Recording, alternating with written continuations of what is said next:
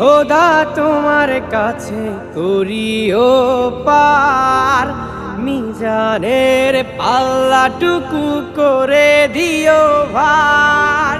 করেছি পাপ তুমি করে দিও মাফ, করেছি পাপ তুমি করে দিও মাফ।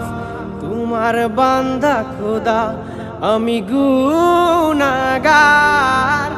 আল্লাহ আমার সৃষ্টিকর্তা, আল্লাহ আমার সবার কাছে প্রিয় যিনি তিনি আমার রব।